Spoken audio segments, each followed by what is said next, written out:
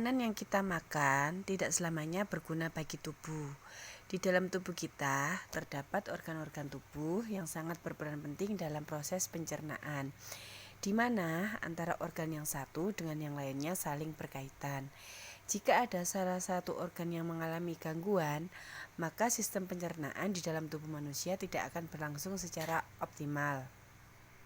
Proses pencernaan merupakan suatu proses yang melibatkan organ-organ pencernaan dan kelenjar-kelenjar pencernaan.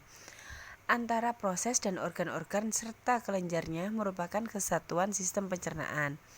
Sistem pencernaan berfungsi memecah bahan-bahan makanan menjadi sari-sari makanan yang siap diserap dalam tubuh. Makanan yang kita makan tidak dapat langsung diserap dan digunakan oleh alat-alat tubuh kita. Agar dapat diserap oleh sel-sel jonjot usus, makanan harus dicerna terlebih dahulu oleh alat-alat pencernaan.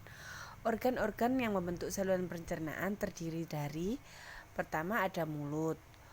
Makanan pertama kali masuk ke dalam tubuh melalui mulut. Makanan ini mulai dicerna secara mekanis dan kimiawi. Di dalam mulut terdapat beberapa alat yang berperan dalam proses pencernaan, yaitu gigi, lidah, dan kelenjar ludah.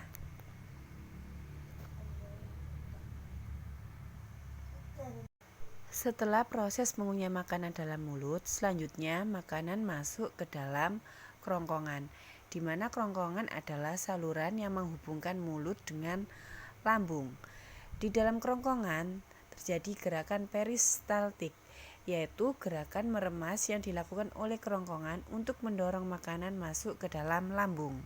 Lambung merupakan organ berbentuk J yang terletak di bawah rusuk terakhir sebelah kiri, yang panjangnya 20 cm, diameternya 15 cm. Lambung terdiri atas 3 bagian. Bagian atas disebut kardiak, bagian tengah disebut fundus, bagian bawah disebut pilorus. Di dalam lambung, makanan mengalami pencernaan secara mekanis dan kimiawi.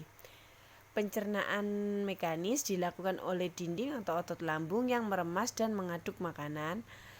Pencernaan kimiawi dilakukan oleh getah lambung. Getah lambung sendiri mengandung 3 enzim, yakni pepsin yang berfungsi untuk memecah protein jadi pepton, renin mengendapkan protein susu jadi kasein, asam klorida mengasamkan makanan dan membunuh kuman yang masuk bersama makanan ke sistem pencernaan. Proses penyerapan sari-sari makanan terjadi di usus halus.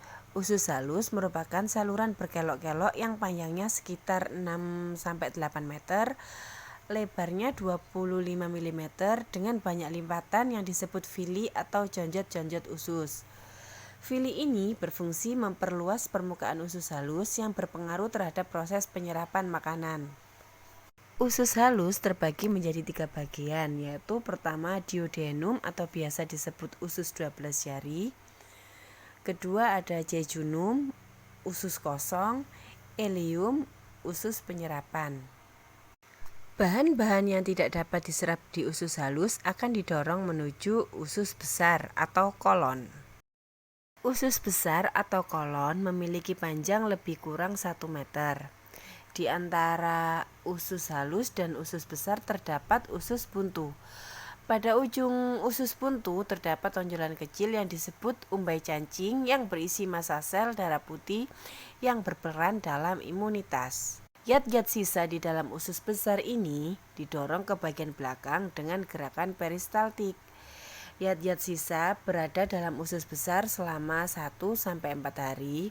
Pada saat itu terjadi proses pembusukan terhadap yat-yat sisa dengan dibantu bakteri Escherichia coli yang mampu membentuk vitamin K dan B12.